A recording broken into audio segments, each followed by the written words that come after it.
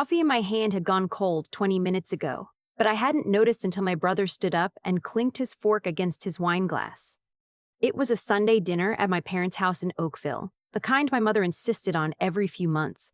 White tablecloth, the good china, my father at the head of the table looking satisfied with himself before anyone had even said a word. My brother sat beside his girlfriend, the two of them freshly arrived from Vancouver, glowing with whatever secret they'd been keeping since they walked through the door. And me, I was at the corner of the table with a plate of roast chicken going untouched, trying to calculate whether I could leave by 8. My brother cleared his throat. He said he had an announcement. He said that he and his girlfriend had been doing a lot of thinking and that they were ready to settle down, ready to build something real. He looked at my father when he said that last part. Build something real. My father nodded slowly like they had rehearsed this. Then my mother reached under the table and produced an envelope. Cream-colored, thick stock. The kind you buy when something is supposed to feel official. She slid it across to my brother with both hands. The way people pass communion. She said it was a gift. She said it was the right time. She said the property in Collingwood, the cottage my grandparents built, the one I had spent 12 summers repairing, the one I had re-insulated and re-roofed, and basically gutted and rebuilt with my own hands and my own money over the last 4 years, was being signed over to my brother as a wedding gift. My fork made a sound against the plate. I don't remember putting it down. My brother opened the envelope. His girlfriend grabbed his arm. My father topped up his wine. And my mother looked at me with that specific expression she has perfected over 32 years. The one that says, don't. Before I tell you how the evening ended, drop a comment and let me know where you're reading from. I want to know how far this story gets. I didn't flip the table. I didn't cry. I didn't do what my whole body was screaming at me to do, which was ask my mother in front of everyone whether she had actually lost her mind. I picked up my fork. I took a bite of chicken. I said, congratulations. My name is Renata. I'm 31 years old. I work as a structural engineer for a mid-sized firm in Toronto, and for the past 4 years, I have also been quietly managing the paperwork and the financing on the Collingwood property in a way that my parents apparently never fully understood. I don't lead with that. I'm not the kind of person who announces what they've done. I just do the work and I know what the documents say. And right now, watching my brother grin at that envelope, I was the only person at that table who knew exactly what those documents said. My brother is 3 years younger than me. His name doesn't matter. What matters is that he has spent the better part of a decade being the family project. Not in a cruel way, not consciously. My parents aren't monsters. But there is a particular blindness that parents develop around the child who seems to need more. My brother dropped out of business school. He moved back home twice. He borrowed money that was called a loan and then quietly reclassified as a gift when enough time had passed. My mother never said out loud that she worried about him more than she worried about me. But she didn't have to. I was the one who was fine. I was always the one who was fine. Being fine, I had learned, was its own kind of invisibility. 10 years ago, when I got my engineering designation, my mother bought my brother a car so he could get back on his feet. When I got my first major contract, my father told me not to get too big for my boots. When I paid off my student loans, both of them in 4 years, on a junior engineer's salary, nobody said a word. That was just Renata being Renata, responsible, reliable, easy. I renovated the Collingwood cottage because I loved it. My grandparents had built it in the 1970s on a piece of land outside of town, half an acre backing onto a creek, 3 bedrooms, a screened porch that tilted 7 degrees to the left by the time I got to it. When my grandfather died, the property transferred to my father. When it started falling apart, my father said he didn't have the money to deal with it. When I offered to take it on, pay for the repairs, manage the property, keep it in the family, he said yes. Verbally. At a kitchen table, on a Tuesday in April. The property was never legally transferred to me. I had been operating as a financial stakeholder, not an owner of record. The title had stayed with my father. I knew this. What my father did not know, and what my mother certainly did not know when she slid that cream envelope across the table, was what I had done with that information over the past 18 months. I excused myself from the table to use the washroom. I stood in the upstairs hallway with my phone and I opened the folder I had labeled simply Collingwood. I scrolled past the renovation permits, the contractor invoices, the materials receipts, the financing statements. I got to the document I was looking for. I stared at it for a moment. Then I went back downstairs and I finished my dinner. My mother found me in the kitchen after, rinsing plates.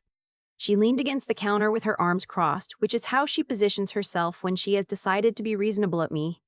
She said she hoped I understood. She said the cottage had always been intended for the family, not for any one person. She said my brother needed a foundation, something stable to start his married life on, and that I already had stability.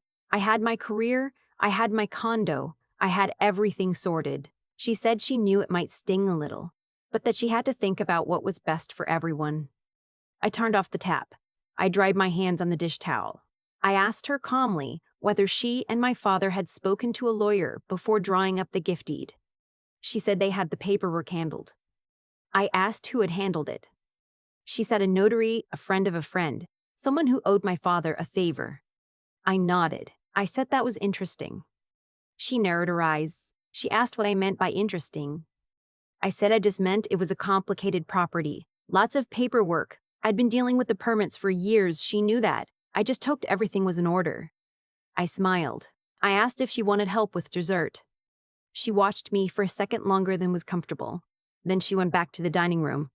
I texted my lawyer from the front hallway while my father was telling my brother about the property's square footage. I had retained a real estate lawyer 18 months ago.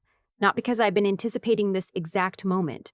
I hadn't, not consciously, not as a plan, but because I had put nearly $140,000 of my own money into that property, and I was not naive enough to do that without protecting myself. My lawyer, a woman I trusted absolutely, had helped me register a builder's lien against the property in the amount of my documented renovation expenditures, properly filed with the Land Registry Office in Simcoe County. A builder's lien, for anyone who doesn't know, is a legal instrument in Ontario that encumbers a property when someone has supplied labor or materials and hasn't been compensated. Mine was filed, registered, and entirely valid. The cottage could not be transferred to anyone, not my brother, not his girlfriend, not anyone, without first satisfying or discharging that lien. The gift deed my mother's notary friend had prepared was, at best, incomplete. At worst, it was an attempt to transfer an encumbered property without disclosure, which created its own set of problems. I texted my lawyer Sunday dinner. They tried to gift the Collingwood property to my brother. Full deed transfer. I don't think anyone checked the title. She replied in 6 minutes. Did they actually sign anything tonight? I said, envelope presented, deed inside, brother accepted it verbally and physically. No signatures in front of me. She said, standard gift deed requires registration. Nothing is transferred until it's registered. Call me tomorrow morning, first thing. I put my phone away. I went back to the table for dessert. I ate my mother's butter tart, and I listened to my brother talk about how he was going to finally put down roots, and I smiled at the right moments and refilled my own water glass and thought about nothing in particular. That was 3 weeks ago. In those 3 weeks, my brother hired a real estate agent to assess the Collingwood property. The agent ran a title search, which is standard. The title search revealed the lien. The agent called my brother. My brother called my father. My father called my father. He was not calm. He asked me, his voice about a half octave higher than normal, why there was a lien on his property. I said because I had spent $140,000 rehabilitating it and had never been reimbursed. He said we had an arrangement. I said we had a conversation. I said I had invoices, permits, financing statements, and a registered legal instrument. I asked which of those things he would like to discuss first. He said this was not how family operated. I said I had been funding his property for 4 years on a handshake deal and that I had taken the entirely reasonable step of protecting my financial interest in a standard legal way, and that I was a structural engineer who understood what it meant when a load-bearing wall was removed without a permit, which was, in my professional opinion, a useful metaphor for what he had tried to do at that dinner table. He hung up. My mother called an hour later. She was in a different register than my father. Not loud, but careful. She said she thought we could work this out like adults. She said the lien was obviously a misunderstanding. She said if I could just agree to withdraw it, to let the transfer go ahead, we could talk about some kind of reimbursement later, some arrangement down the line. I said I'd had an arrangement down the line for 4 years. I said I liked paperwork better. She said I was being vindictive. I said I was being precise. There was a difference. She said, "Do you know what this does to your brother? He's been planning this. He's been so happy about this." And there it was. The same sentence, the same logic, rephrased for a new situation. "Do you know what this does to him?" As though the relevant question was never what had been done to me. As though the $140,000 I had poured into a property I didn't legally own was simply the cost of being the capable one, the fine one, the one who didn't need anything. I said, "I know exactly what this does to him. I've run the numbers. Would you like me to walk you through them?" She didn't say anything for a moment. Then she said she was disappointed in me. I said I understood. I said, "Mom, I have loved that property my whole life. I fixed it because I didn't want to lose it. I documented everything because I'm an engineer and that's how I operate. Nobody forced me to spend that money, but nobody stopped me either. And nobody said thank you. And nobody put my name on anything. The lien is not an attack. It's a record. It's what happens when you treat the capable person like a resource instead of a person." She didn't respond to that. She said she needed to think. 3 more days passed. Then my brother called. Not my father, not my mother, my brother. He said he wanted to talk. He asked if I would meet him for coffee.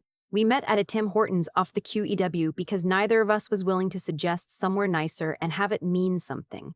He looked tired. He was wearing a jacket I'd never seen before, the kind that costs more than it looks like it does. He ordered a large double-double and put both hands around the cup. He said he wanted to understand what I actually wanted. I said I wanted to be made whole. I had spent $140,000 on a property. I would accept repayment in full, plus the current prime rate applied over the 4 years, which came to just under $158,000 total. Or, alternatively, I would accept a formal transfer of the property to my name with the lien discharged as part of the transfer. Those were my 2 options. I had them written out on a single page which I slid across the table. He looked at the page. He didn't touch it. He said, "You knew this was coming, didn't you? You knew they were going to do something like this." I said I hadn't known anything specific. I had known that the arrangement was informal and that informal arrangements are only as good as the people who hold them. I had known that I was not the person my parents lost sleep over. I had taken steps accordingly. He said, "That's such an engineer thing to say." I said, "Yes." He picked up the page. He read it. He set it down. He said if I'd known there was a lien, I never would have. He stopped. He looked out the window at the parking lot. He said, "They told me it was straightforward, that it was all handled." I said, "It wasn't." He said, "I know that now." We sat there for a minute. He drank his coffee. I drank mine.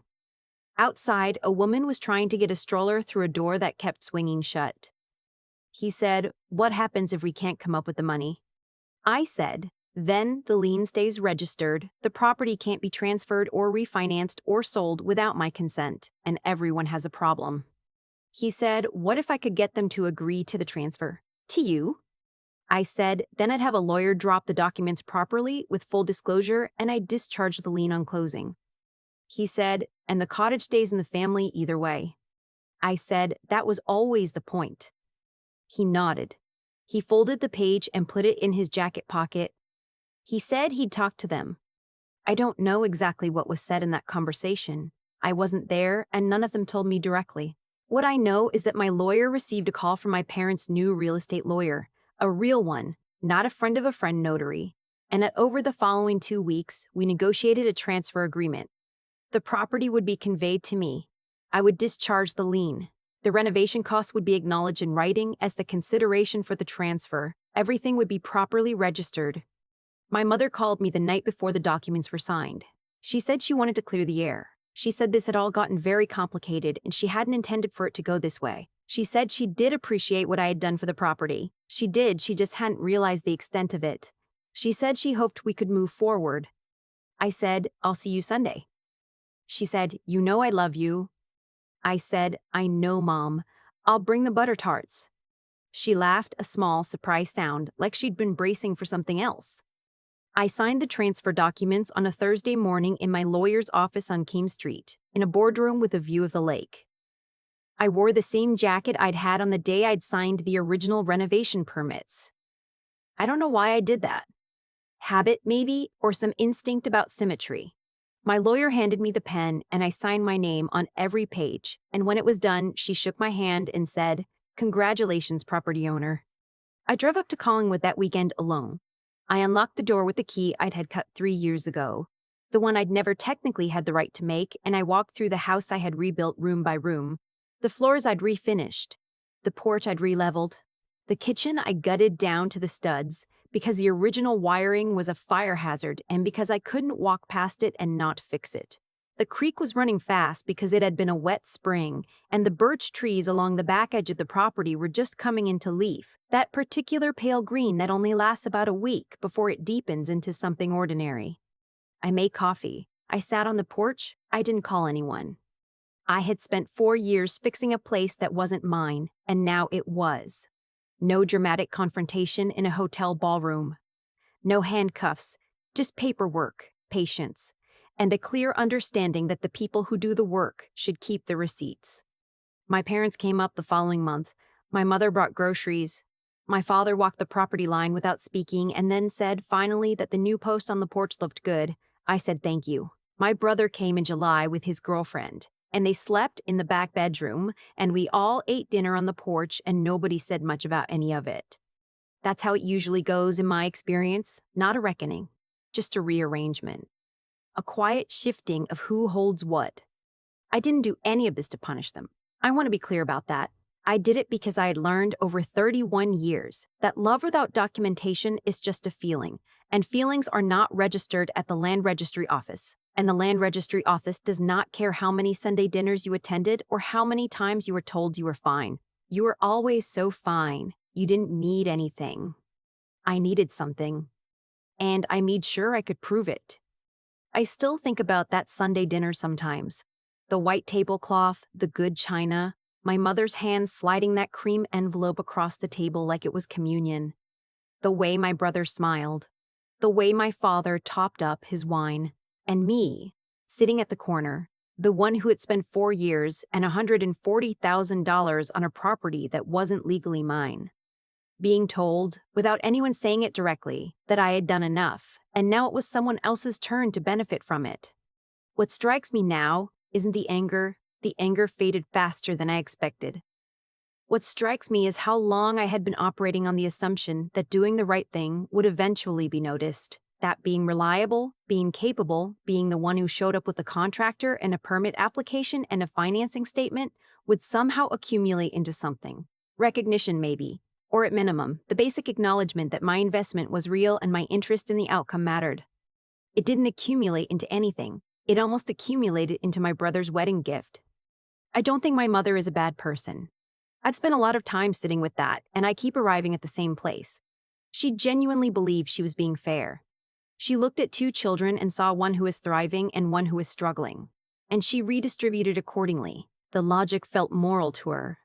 What she missed, what I think a lot of people miss, is that fairness isn't just about who needs more right now. It's about whether the people who built something get to keep what they built. Those are different questions, and conflating them is how capable people get quietly hollowed out over years while everyone around them calls it love. What saved me wasn't luck. It wasn't even the lien, not really. What saved me was that I had been honest with myself about what the situation actually was. I had looked at a handshake arrangement between family members, and I had asked, if this went wrong, what would I have? And the answer was nothing. So I made sure the answer changed. Not out of cynicism, not because I expected betrayal, I genuinely didn't, but because I understood that caring about an outcome means taking responsibility for protecting it. Wanting something to work out is not the same as making sure it can. That's something I had to learn the hard way, and I think a lot of people who are labeled the responsible one have to learn it too. Being trustworthy doesn't mean you should trust without structure. Being capable doesn't mean you owe everyone access to your capability, and being part of a family doesn't mean your individual contributions dissolve into a communal pot the moment someone else decides they need them more. My brother and I are okay for what it's worth. We don't talk about the cottage directly, but we talk. He came up in July and we ate dinner on the porch and watched the creek run, and it wasn't awkward in the way I thought it would be. He knows I wasn't trying to punish him. I think he always knew that, actually. He just needed time to admit that he'd been handed something that wasn't his to receive. I kept the receipts. I filed the paperwork. I showed up for 4 years when nobody was watching, and I made sure there was a record of it, not because I was planning some elaborate outcome, but because that's what integrity actually looks like in practice. Not a feeling, not an intention, but a documented history of doing what you said you would do and protecting what you worked for. The cottage is mine now. The porch is level. The creek is loud in spring. That's enough.